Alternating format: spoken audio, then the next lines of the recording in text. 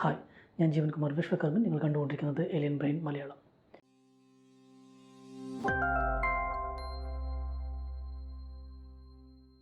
ഇന്ന് കേരളത്തിൽ ഏറ്റവും കൂടുതൽ സംസാരിക്കപ്പെടുന്ന ചർച്ചാ വിഷയമായിട്ടുള്ള ആഘോഷിക്കപ്പെടുന്ന ഒരു സെലിബ്രിറ്റി ക്രിമിനലാണ് വേടൻ. എന്തുകൊണ്ട് ഈ ഒരു സെലിബ്രിറ്റി മാത്രം ഒരു ക്രിമിനൽ ആകുന്ന സമയത്ത് കൂടുതൽ ആഘോഷിക്കപ്പെടുന്നതും മറ്റുള്ള സെലിബ്രിറ്റികൾ ഒരു ക്രൈമിൽ ഈടുപെടുന്ന സമയത്ത് അല്ലെങ്കിൽ അയാൾ പിടിക്കപ്പെടുന്ന സമയത്ത് ഇത്രയും വലിയ ചർച്ചാ വിഷയമാകാത്തതും എന്തുകൊണ്ടാണ്? കാരണം ഒന്ന് മാത്രമേ ഉള്ളൂ: ജാതി വിപ്ലവം. വേടൻ എന്ന് പറയുന്ന ഒരാൾ അപ്പ് അൻറ്റിൽ റീസെൻറ്റ് ഹിസ്റ്ററി ഒരു വലിയ ഫേമസോ അല്ലെങ്കിൽ ആൾക്കാരാൽ അറിയപ്പെടുന്ന ഒരു ഗായകനോ ആയിരുന്നില്ല. സിനിമാ പാട്ടുകളിൽ അദ്ദേഹം പാടി തുടങ്ങിയ കാലം തൊട്ടാണ് വേടൻ എന്നുള്ള ഒരു റാപ്പർ കൂടുതൽ പുറത്തു വരാൻ തുടങ്ങുന്നത്. അതിന് മുന്നും വേടന് ഫാൻ ഫോളോവിംഗ് ഉണ്ടായിരുന്നു. ഓബ്വിയസ്ലി അത് ആ ജാതി വിപ്ലവം പറയുന്ന ഒരു ആളാണ് എന്നുള്ള രീതിക്കുള്ള ഒരു ഫാൻ ഫോളോവിംഗ് മാത്രമേ ഉണ്ടായിരുന്നുള്ളൂ. സിനിമയിൽ പാടി തുടങ്ങിയതിന് ശേഷമാണ് അദ്ദേഹത്തിൻ്റെ പാട്ടുകൾ കൂടുതൽ ആൾക്കാരെ അറിയുന്നതും അദ്ദേഹത്തിന് കൂടുതൽ ഫാൻ ഫോളോവിങ്സ് ഉണ്ടാകുന്നതുമല്ല. സോ ഇപ്പോൾ വേടൻ ഒരു പ്രശ്നത്തിൽപ്പെട്ടിരിക്കുകയാണ്. അദ്ദേഹം കഞ്ചാവ് കേസിൽ ഒരു പ്രതിയാണ്. കഞ്ചാവ് കേസിൽ പ്രതി എന്നുള്ളതിനേക്കാളും വിൽ ബി കൺവിക്റ്റഡ്. അദ്ദേഹത്തിൻ്റെ കയ്യിൽ കഞ്ചാവ് ഉണ്ടെന്ന് അദ്ദേഹം തന്നെ സമ്മതിച്ചതുമാണ്. പോലീസ് അത് ലൈവായിട്ട് കണ്ടെത്തിയതുമാണ്. സോ ഓബ്വിയസ്ലി ആ കേസിൽ അദ്ദേഹം ആ ക്രൈം കമ്മിറ്റ് ചെയ്തിട്ടുണ്ട്. He's A criminal. പക്ഷേ ഈ ക്രൈം കമ്മിറ്റ് ചെയ്ത് കയ്യോടെ പിടിക്കപ്പെട്ടതിന് ശേഷവും ഇതേ ക്രൈം ചെയ്ത ബാക്കിയുള്ള സെലിബ്രിറ്റീസിന് കിട്ടാത്ത ഒരു വലിയൊരു ഫോക്കസ് അല്ലെങ്കിൽ ഒരു പിന്തുണ എന്തുകൊണ്ട് ഇയാൾക്ക് കിട്ടുന്നു എന്നുള്ളത് തീർത്തും ചോദ്യത്തിന് ഉൾപ്പെടുത്തേണ്ട ഒരു കാര്യമാണ്. അതിന് ഒരേ ഒരു കാര്യമേ ഉള്ളൂ: ജാതി വിപ്ലവം. ജാതിയുടെ പേര് പറഞ്ഞു കഴിഞ്ഞാൽ ഞാൻ താഴ്ത്തപ്പെട്ടവനാണ്, എന്നെ ചവിട്ടി താഴ്ത്തിയതാണ് എന്നൊക്കെ മൈനോറിറ്റി കാർഡ് കളിക്കുകയാണെങ്കിൽ ഇത്തരത്തിലുള്ള ക്രൈമിൽ നിന്നും ഈസിയായിട്ട് പുറത്തു വരാം. അല്ലെങ്കിൽ ഇത്തരത്തിലുള്ള ക്രൈം ചെയ്താലും അതിൽ നമുക്ക് സങ്കോചപ്പെടേണ്ടതില്ല അല്ലെങ്കിൽ അതിൽ അപമാനിക്കപ്പെടേണ്ടതില്ല എന്നുള്ള രീതിക്കുള്ള ഒരു ചിന്താഗതി ഇന്നത്തെ തലമുറയ്ക്ക് മാത്രമല്ല പണ്ട് മുതലേ ഉള്ളത് തന്നെയാണ്. മൈനോറിറ്റി കാർഡ് എന്നുള്ളത് തെറ്റ് ചെയ്യുമ്പോൾ എടുത്തു കാണിക്കാനുള്ള ഒരു സേഫ്റ്റി കാർഡായിട്ടാണ് പലരും ഉപയോഗിക്കുന്നത്. ഇത് ഒറിജിനലി ഒപ്രസ് ചെയ്യപ്പെടുന്ന ആൾക്കാർക്ക് പോലും ഏറ്റവും കൂടുതൽ പ്രശ്നമായി വരുന്ന ഒരു കാര്യമായി മാറുമെന്നുള്ളതാണ് എൻ്റെ ഏറ്റവും വലിയ സത്യം. കാരണം ഇത്തരത്തിലുള്ള ക്രിമിനലുകൾ അത് ഉപയോഗിക്കുന്ന സമയത്ത് ആക്ച്വലി ഒപ്രസ് ചെയ്യപ്പെടുന്ന ആൾക്കാർ കൂടുതൽ ബുദ്ധിമുട്ടിലാകും എന്നുള്ളതിൽ യാതൊരുവിധ സംശയമില്ല.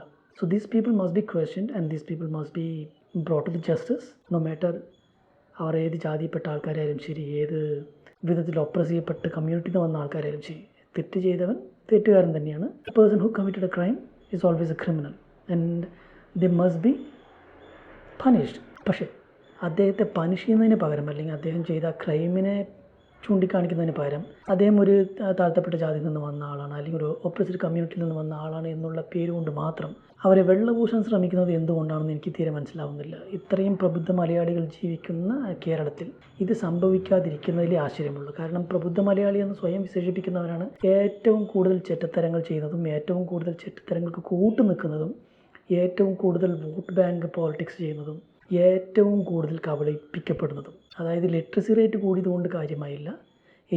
പ്രോപ്പർ എഡ്യൂക്കേഷൻ ഉണ്ടാവേണ്ടതാണ് ഏറ്റവും മുഖ്യമായ കാര്യം.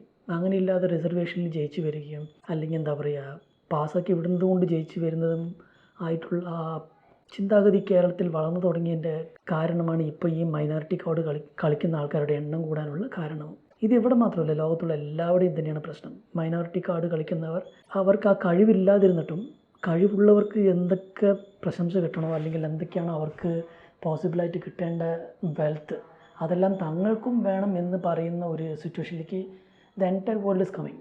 അത് കേരളത്തിൽ മാത്രം പറഞ്ഞിട്ട് കാര്യമില്ല. സോ വേടൻ എന്നുള്ളൊരു വ്യക്തി ഒരു ക്രിമിനലാണ്. ആ ക്രിമിനലിന് എന്താണോ കിട്ടേണ്ടത് അത് തന്നെയായിരിക്കണം കിട്ടേണ്ടത്. അല്ലാതെ ഓപ്പോസിറ്റ് കമ്മ്യൂണിറ്റിയിൽ വന്നു എന്നുകൊണ്ടുള്ളത് മാത്രം, ആ ഓപ്പോസിറ്റ് കമ്മ്യൂണിറ്റിയുടെ ദുരിതങ്ങൾ പാടുന്നു എന്നുള്ളത് കൊണ്ട് മാത്രം ഒരു ക്രിമിനൽ ഒരിക്കലും നല്ലവനാകില്ല. He's A criminal. ചെയ്ത തെറ്റ് സമ്മതിച്ചു തന്ന ഒരു ക്രിമിനൽ കൂടിയാണ് എന്നുള്ള കാര്യം കൂടി മനസ്സിലാക്കുക. ഈ ക്രൈം ചെയ്യുന്നതിന് തൊട്ട് മുന്നെയാണ് സിന്തറ്റിക് ഡ്രഗ് ഉപയോഗിക്കരുത് എന്ന് പറഞ്ഞ ആൾ ഒരുപാട് പാഠങ്ങളൊക്കെ നടത്തിയത്. അതായത് കഞ്ചാവ് അടിച്ച് പാട്ട് പാടുന്നവനാണ് ഡ്രഗ് അടിക്കാൻ പാടില്ല എന്ന് പാട്ടിലൂടെ പാഠം നടത്തുന്നത് എന്നുള്ളത് കൂടി മനസ്സിലാക്കണം. ഏത് ജാതിയിൽ നിന്ന് വന്നാലും ക്രിമിനൽ തന്നെയാണ്. അവൻ എന്ത് പാട്ട് പാടി വന്നവനാണെങ്കിലും ക്രിമിനൽ തന്നെയാണ്. പിന്നെ ഇതിനിടയ്ക്ക് ജാതീയ വിദ്വേഷം, ജാതീയ വിവേചനങ്ങൾ എന്നുള്ളതൊക്കെ പറയുകയാണെന്നുണ്ടെങ്കിൽ എനിക്കും പറയാൻ പറ്റും. ഏതൊരു ബ്രാഹ്മണനും കഞ്ചാവ് അടിച്ചോ കള്ളു കുടിച്ചോ സ്റ്റേജിൽ നിന്ന് പാടാറില്ല. അങ്ങനെ പാടുന്ന ഏത് ബ്രാഹ്മണനും കഞ്ചാവും കള്ളും ശരിയാണെന്ന് പിന്നീട് വന്ന് നമുക്ക് സ്പീച്ചിങ്ങൊന്നും തയ്യാറില്ല. ഞാനിതുവരെ കണ്ടിട്ടില്ല. നിങ്ങൾ കണ്ടിട്ടുണ്ടോ? ഇങ്ങനെയുള്ളവർക്ക് മാത്രം കഞ്ചാവും കള്ളും അടിച്ച് വന്ന് പാട്ട് പാടാൻ പറ്റും, അവർക്ക് പലതും പറയാൻ പറ്റും. പക്ഷേ അവർ മാത്രം യോഗ്യന്മാരാണ് എന്നുള്ള ഒരു ധാരണ എങ്ങനെയാണ് അവർക്ക് കിട്ടുന്നത്? കാരണം തുടക്കത്തിൽ ഇങ്ങനത്തെയുള്ള പ്രശ്നങ്ങളൊന്നും ചോദ്യം ചെയ്യപ്പെടാതെ പോകുന്നത് കൊണ്ടാണ്. ഇവർ ഒപ്രസ്ഡ് കമ്മ്യൂണിറ്റി വന്ന് നിന്ന് സംസാരിക്കുന്നവരാണ്. അതുകൊണ്ട് അവർക്കെതിരെ സംസാരിച്ചു കഴിഞ്ഞാൽ നാളെ ഒപ്രസ്ഡ് കമ്മ്യൂണിറ്റിക്കെതിരെ ഞാനൊരു ജാതീയ വിദ്വേഷം നടത്തി എന്നുള്ളതിൻ്റെ പേരിൽ എന്നെ തുറങ്കിലടയ്ക്കുമെന്നുള്ള പേടി കൊണ്ടാണ് പലരും പറയാത്തത്. ഇവിടെ ലാസ് എന്ന് പറയുന്നത് ഒപ്രസ്ഡ് കമ്മ്യൂണിറ്റിയെ പ്രൊട്ടക്റ്റ് ചെയ്യാനുള്ളതാണ് എന്നുള്ളതിൽ നിന്ന് മാറി ഒപ്രസ്ഡ് കമ്മ്യൂണിറ്റിക്ക് എന്ത് തെണ്ടിത്തരം ചെയ്താലും അത് ഒരു ഷീൽഡായി മാറും എന്നുള്ള രീതിക്ക് വന്നു തുടങ്ങി എന്നുള്ളതാണ് പ്രശ്നം. ഇതിപ്പോൾ തുടങ്ങിയതല്ലല്ലോ. ഇതിന് മുന്നേ തന്നെ വിനായകനെ പോലെയുള്ള ആൾക്കാർ ഈ കാര്യം ചെയ്ത് കാണിച്ചു തന്നെയാണ്. പല തെണ്ടിത്തരങ്ങളും അദ്ദേഹം തന്നെ ചെയ്ത് കാണിച്ചു കൂട്ടിയിട്ടുണ്ട്. ഈ ഇടയ്ക്ക് പോലും നമ്മളൊരു വീഡിയോ കണ്ടു, പോലീസ് സ്റ്റേഷനിൽ കയറി തല തല്ലി പൊളിക്കാൻ ശ്രമിച്ച വീഡിയോ എല്ലാം നമ്മൾ കണ്ടതാണ്. സോ ഒപ്രസ്ഡ് കമ്മ്യൂണിറ്റിയിൽ നിന്ന് വരുന്നവർക്ക് ഇത്രയും ധൈര്യം എങ്ങനെയാണ് വരുന്നത് എന്നുള്ളത് കൂടി നമ്മൾ ചോദിച്ചു തന്നെ ആവണം. കാരണം മൈനോറിറ്റി കാർഡ് കളിക്കാൻ പറ്റും, അത് കളിക്കാൻ പറ്റും, അതിന് പൊളിറ്റിക്കലായിട്ടുള്ള പിന്തുണ ഉണ്ടാവും എന്നുള്ളത് കൊണ്ടാണ് എല്ലാവരും ഇത്രയും ചെയ്തത്. വേടനും അത് തന്നെയാണ് കയ്യിലെടുക്കുന്നത്. എന്തിനും ചെയ്ത് പെട്ടുപോകുന്ന സമയത്ത് ഉടനെ തൻ്റെ മൈനോറിറ്റി കാർഡ് എടുത്ത് കളിക്കുക. പിന്നെ ഈ ഇടയ്ക്ക് മോദിയെക്കുറിച്ച് പറഞ്ഞത്, മോദിയെക്കുറിച്ച് പറയാനുള്ള യോഗ്യത ഒന്നും വേടനുണ്ടെന്ന് ഞാൻ വിചാരിക്കുന്നില്ല. Not because of his caste and community. Modi എന്ന് പറയുന്ന ഒരാൾ, അത് നിങ്ങൾ ഇഷ്ടപ്പെട്ടാലും ഇഷ്ടപ്പെട്ടില്ലെങ്കിലും കോടിക്കണക്കിന് ജനങ്ങൾ മെജോറിറ്റി കൊടുത്ത് പ്രധാനമന്ത്രിയായ ഒരാളാണ്. ഇലക്ട്രലായിട്ടുള്ള ഒരു പ്രൈം മിനിസ്റ്റർ ഓഫ് ഇന്ത്യയാണ്. ഇന്ത്യ എന്നുള്ള ലോകത്തിലെ ഏറ്റവും വലിയ ജനാധിപത്യത്തിൻ്റെ പ്രൈം മിനിസ്റ്ററാണ്. അദ്ദേഹത്തെക്കുറിച്ച് പറയാൻ ഒരു മിനിമം യോഗ്യതയെങ്കിലും വേണം. കഞ്ചാവ് അടിച്ച് പാട്ട് പാടുന്ന ഒരു ക്രിമിനലിന് അതുണ്ടെന്ന് എനിക്ക് ഒരിക്കലും പറയാൻ കഴിയില്ല, ഞാൻ സമ്മതിച്ചിരുന്നുമില്ല. കഞ്ചാവ് അടിക്കുന്ന ക്രിമിനലിന് സ്വന്തം പാട്ട് വലുതാണെന്ന് പറയാനുള്ള യോഗ്യത പോലും ഇല്ലാതിരിക്കുന്ന സാഹചര്യത്തിൽ ലോകത്തിന് തന്നെ മാതൃകയായി മാറുന്ന, ഇന്ന് ലോകത്തിൽ ഏറ്റവും കൂടുതൽ റേറ്റിംഗ് ഉള്ള ഒരു പൊളിറ്റിക്കൽ ലീഡറിനെ കുറിച്ച് അദ്ദേഹത്തിൻ്റെ പാരമ്പര്യം ഇങ്ങനെയാണെന്നുള്ളതിനെക്കുറിച്ച് പറയാനുള്ള യോഗ്യത ഒന്നുമില്ല. അങ്ങനെയൊക്കെ പറയുകയാണെന്നുണ്ടെങ്കിൽ ഈ കേരളത്തിൽ തന്നെ 70 കൊല്ലമായിട്ട് കോൺഗ്രസും കമ്മ്യൂണിസ്റ്റുകാരാണ് ഭരിച്ചുകൊണ്ടിരിക്കുന്നത്. ഇവ രണ്ടുപേരും പറയുന്നത് മതേതര മൂല്യങ്ങൾക്ക് കൂട്ടുനിൽക്കുന്ന ആൾക്കാരാണെന്നുള്ള രീതിക്കാണ് ഇവർ രണ്ടുപേരും പറഞ്ഞു വന്നിട്ടുള്ളത്. അങ്ങനെയാണെങ്കിൽ ഈ 70 വർഷം കൊണ്ട് ഇവിടെ എന്തൊക്കെ സംഭവിച്ചിട്ടുണ്ടാവണം. എന്നിട്ടും ഈ 70 വർഷത്തിന് ശേഷവും if you still are an oppressed community, അതിന് മുഖ്യമായിട്ടുള്ള കാരണക്കാർ കമ്മ്യൂണിസ്റ്റുകാരും കോൺഗ്രസ്സുകാരാണ്. അവരെക്കുറിച്ച് പറയാൻ നട്ടലില്ലാത്ത ഒരു കഞ്ചാവ് അടിച്ച ക്രിമിനൽ മോഡിയെക്കുറിച്ചൊക്കെ പറയുക എന്ന് പറയുന്നത് കുറച്ച് എന്താ പറയുക, അത് പൊളിറ്റിക്കലായിട്ട് നമുക്കൊരു ഫോക്കസ് കിട്ടാനുള്ള ഒരു തത്രപ്പാടല്ലാതെ അതിനെക്കുറിച്ച് വേറൊന്നും പറയാനില്ല. വേടൻ എന്നുള്ളൊരു വ്യക്തിയെക്കുറിച്ച് എൻ്റെ പേഴ്സണലായിട്ടുള്ള ഒപ്പീനിയൻസ് ആണ്. He's A criminal, he's A complete criminal. അദ്ദേഹത്തിന് ഒരു യോഗ്യതയുമില്ല. പിന്നെ ഈ ഇടയ്ക്കുള്ളൊരു വീഡിയോയിൽ അദ്ദേഹം പറയേണ്ട, എനിക്ക് അതിനുള്ള തൊണ്ടയുണ്ടായിരുന്നെങ്കിൽ ഗസലോ കർണാടക സംഗീതമോ പാടിയിട്ടുണ്ടാവും എന്നൊക്കെ പറയുന്ന ഒരു വീഡിയോ കണ്ടു. അതാ എനിക്ക് തോന്നുന്നത് അങ്ങനെയാണ്. ഞാൻ റാപ്പും ചെയ്യും, എനിക്ക് പറ്റുകയാണെങ്കിൽ ഞാൻ ഗസലൊക്കെ പാടിയാനെ. ക്ലാസിക്കൊന്നും പാടാനുള്ള തൊണ്ടയിലുണ്ടായി പോയി, അല്ലെങ്കിൽ ഞാൻ ക്ലാസിക്കൊക്കെ പാടിയാനെ. ഒരു ന്യൂസിൽ കണ്ടതാണ്. അപ്പോൾ അത്തരത്തിലുള്ള ഒരു ക്യാപ്പബിളായിട്ടുള്ള ഒരു ത്രോട്ട് നിങ്ങൾക്കില്ല എന്നുള്ളത് നിങ്ങൾക്ക് തന്നെ അറിയുന്നുണ്ട്. അതാണ് നിങ്ങളുടെ യോഗ്യത, അതാണ് സത്യം. സോ അതിനനുസരിച്ചുള്ള പാട്ടുകൾ പാടുക എന്നുള്ളത് ഒരാൾ പറയുന്ന സമയത്ത് അത് ചെയ്യുന്നതല്ലേ നല്ലത്. നിങ്ങൾക്ക് ഇത്രയേ ഉള്ളൂ എന്നുള്ള കാര്യം നിങ്ങൾക്ക് തന്നെ അറിയാം. അപ്പോൾ അതിനനുസരിച്ചുള്ള ഒരു പാട്ട് പാടിയാൽ മതി എന്ന് വേറെ ആരെങ്കിലും പറയുന്ന സമയത്ത് അത് കേൾക്കേണ്ടതല്ല നല്ലത്. അല്ലാതെ എനിക്ക് ആ തൊണ്ടയില്ല അതുകൊണ്ട് നാം പാടിയില്ല. നീ പാടില്ല എന്നുള്ളത് ഞങ്ങൾക്കറിയാലോ. നീ പാടിയത് കേടുവരുത്താതിരിക്കണം എന്നുള്ളത് തന്നെയാണ് ഞങ്ങളുടെയും പ്രാർത്ഥന. ഗസലോ കർണാടക സംഗീതമോ പാടി അതിനൊന്നും കൊല്ലാതിരിക്കുക, അത് തന്നെയാണ് ഞങ്ങളുടെയും ആവശ്യം. ഒരു നല്ല പാട്ടുകാരനോ ഇല്ലയോ എന്നുള്ളതല്ല ഇവിടെ പ്രശ്നം. You are a criminal, you are still a criminal. You don't have a right to speak about others. അതാണ് സത്യം, പ്രത്യേകിച്ച് ഇങ്ങനത്തെ ഉള്ള കാര്യങ്ങൾ. ഇനി വേടൻ്റെ പുലിനകം, ഇടയ്ക്ക് കണ്ട ആ വീഡിയോയിൽ, ആ ന്യൂസ് ക്ലിപ്പിൽ അദ്ദേഹത്തിൻ്റെ പുലിനകം കണ്ടില്ല. കാരണം ഓബ്വിയസ്ലി പോലീസുകാർ അത് കൺഫിസ്റ്റിക്കേറ്റ് ചെയ്തിട്ടുണ്ടാവും. കാരണം അത് പുലിനകമാണോ എന്നുള്ളത് ചെക്ക് ചെയ്യാൻ വേണ്ടി കൺഫിസ്റ്റിക്കേറ്റ് ചെയ്യണം, അത് ലാബിൽ കൊടുത്തുവെച്ചണം. അതുകൊണ്ട് വേടൻ്റെ കയ്യിൽ ഇതില്ല. സോ ഈ പുലിനകം എങ്ങനെയാണ് വന്നത് എന്നുള്ളതല്ല പ്രശ്നം. ഈ പുലിനകം എങ്ങനെയാണ് വന്നത് എന്നുള്ള ചോദ്യത്തിന് വന്ന മറുപടികളാണ്. അദ്ദേഹത്തിൻ്റെ അമ്മ ഒരു ശ്രീലങ്കൻ തമിഴ് വംശജയായിരുന്നുവെന്നും അവർ ശ്രീലങ്കയിൽ നിന്ന് വന്ന ആൾക്കാരാണ് എന്നുള്ളതുമായിരുന്നു ആ സമയത്ത് വന്ന ഒരു ഇൻഫർമേഷൻ. സോ ഈ ഇൻഫർമേഷൻ ഉള്ള സമയത്ത് ഞാൻ ഈ ഇടയ്ക്ക് ഒരു വീഡിയോ കാണുകയുണ്ടായി. ആക്ച്വലി ഇതിനു വേണ്ടി കണ്ടതല്ല, ഞാൻ എൻ്റെ തമിഴ് ചാനലിൽ തമിഴ് പുലികളെക്കുറിച്ച് 2 വീഡിയോ ചെയ്തിട്ടുണ്ടായിരുന്നു. അതിൽ കുറേ കമൻസൊക്കെ വരുന്നുണ്ട്. തമിഴിനെ കുറിച്ച് അറിയാലോ, പഠിച്ചില്ലെങ്കിലും പഠിച്ചതിനെ പോലെ കമൻറ്റ് ചെയ്യാനുള്ള കാര്യത്തിൽ തമിഴന്മാരെ കടത്തി വെട്ടാൻ പറ്റില്ല.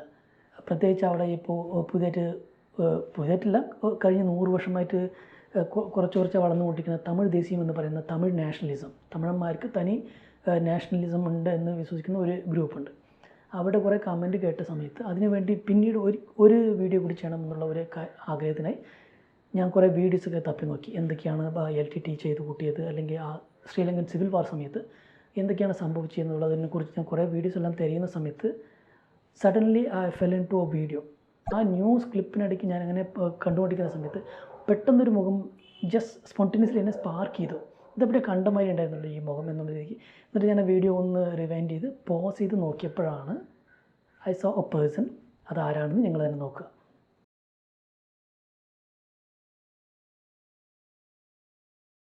ഈ പേഴ്സണെ കാണുന്ന സമയത്ത് നിങ്ങൾക്ക് ആരെയാണ് ഓർമ്മ വരുന്നത്? He exactly looks like Vedan. വേഡൻ്റെ അതേ ഛായയുള്ള ഒരു പയ്യൻ ഒരു മെഷീൻ ഗണ്ണും പിടിച്ച് ശ്രീലങ്കൻ പുലികളുടെ കൂടെ അവരുടെ ഗ്യാങ്ങിൽ നിൽക്കുന്നതാണ് ഈ വീഡിയോയിൽ നിങ്ങൾ കാണുന്നത്. ഇത് വേഡനാണോ, തമിഴ് വംശജനാണ് എന്നുള്ള ഒരു കാര്യം കൂടി ആലോചിച്ചപ്പോൾ എനിക്കൊരു ഡൗട്ട് ഉണ്ടായിരുന്നു. അതുകൂടി പറയാൻ വേണ്ടിയിട്ടാണ് ഞാൻ ഈ വീഡിയോ പെട്ടെന്ന് തന്നെ ചെയ്യണം എന്നുള്ളൊരു വർഷങ്ങൾക്ക് ശേഷമാണ് ഞാൻ ഈ വീഡിയോ ചെയ്യുന്നത്. സോ വേഡൻ ഒരു തമിഴ് പുലിയാണോ, പുലി ആയിരുന്നോ, എനിക്കൊരു സംശയമുണ്ട്. These guerrillas, each and every one a seasoned fighter, were not happy about being labelled terrorists. And upon hearing I was Australian, they called for that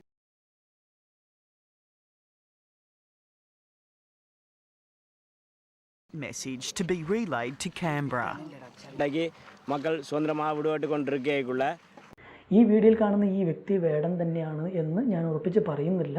എനിക്കൊരു അസംഷൻ മാത്രമേ ഉള്ളൂ, ഒരു കാൽക്കുലേഷൻ മാത്രമാണ്. കാരണം അദ്ദേഹത്തിൻ്റെ മുഖം എന്ന് പറയുന്നത് എക്സാക്ട്ലി മാച്ചസ് വിത്ത് ഹിം, അതുകൊണ്ട് തോന്നിയതാണ്. പിന്നെ വേടൻ്റെ വയസ്സ് ഞാനൊന്ന് ചെക്ക് ചെയ്ത് നോക്കി ഇൻ്റർനെറ്റിൽ. 1994 വേടൻ ജനിച്ചിട്ടുള്ളത്. ഇപ്പോൾ 30 വയസ്സായി. സോ 1994 ജനിച്ച ഒരാൾക്ക് 2008 ഏകദേശം 14 വയസ്സുണ്ടാവണം. 2008 ശ്രീലങ്കൻ പുലികളുമായിട്ടുള്ള ആ യുദ്ധം അവസാനിക്കുന്നത്. 2009 അവസാനിക്കുന്നത്. 2008 ആദ്യമായിട്ട് രണ്ട് ഭാഗത്തു നിന്നും സീസ് ഫയർ വേണമെന്നുള്ള രീതിക്ക് UN പറയുന്നതും ആ സീസ് ഫയറുടെ കാര്യങ്ങളെല്ലാം സംസാരിച്ച് വരുന്നത്. ആ സാഹചര്യത്തിലാണ് UN റെഡ് ക്രോസിൻ്റെ ആൾക്കാരെല്ലാം അവിടെ സന്നദ്ധ പ്രവർത്തനങ്ങൾക്കായിട്ട് പോകുന്നതും അവിടെയുള്ള സിവിലിയൻസിനെ പ്രൊട്ടക്റ്റ് ചെയ്യുന്നതും. ആ സമയത്ത് എടുത്ത വീഡിയോ ആണ് ഈ കാണുന്ന വീഡിയോ.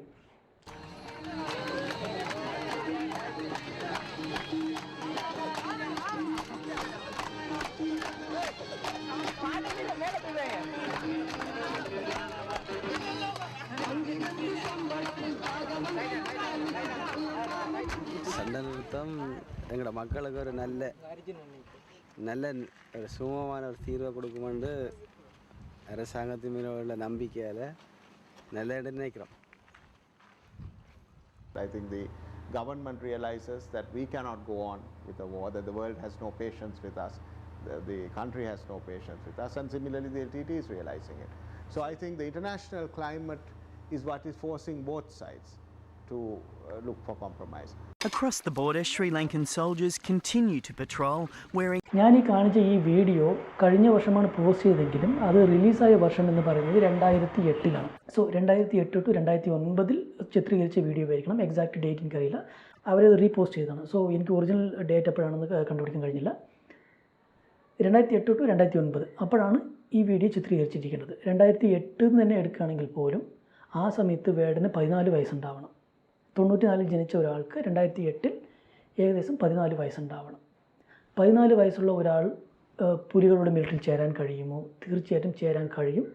അത് ആ വീഡിയോയിൽ തന്നെ പറയുന്നുണ്ട്. 2008 സമയത്ത് തമിഴ് പുലികളിൽ നിന്നും ഒരുപാട് കൊഴിഞ്ഞുപോക്കുണ്ടായി. ജനങ്ങൾ തന്നെ അവരെ കൊണ്ട് പൊറുതിമുട്ടുകയും ജനങ്ങൾക്ക് തന്നെ ഏറ്റവും കൂടുതൽ പ്രശ്നങ്ങളുണ്ടാകുകയും കൂടുതൽ ജനങ്ങൾ ശ്രീലങ്കൻ ഗവൺമെൻറ്റിൻ്റെ കൂടെ പോകും തുടങ്ങിയ കാലഘട്ടത്തിൽ ശ്രീലങ്കൻ പുലികളുടെ പടയിലുണ്ടായിരുന്ന ഒരുപാട് പേര് പിരിഞ്ഞു പോകാൻ തുടങ്ങിയതുകൊണ്ട് ആ സമയത്ത് കയ്യിൽ കിട്ടിയ ചെറിയ കുട്ടികളെ മുഴുവനും കിഡ്നാപ്പ് ചെയ്ത് കൊണ്ടുപോയി അവരെ ട്രെയിൻ ചെയ്ത് അവരെ യുദ്ധത്തിൽ പങ്കെടുപ്പിക്കുക എന്നുള്ള ഒരു ശീലം LTTക്ക് ഉണ്ടായിരുന്നു.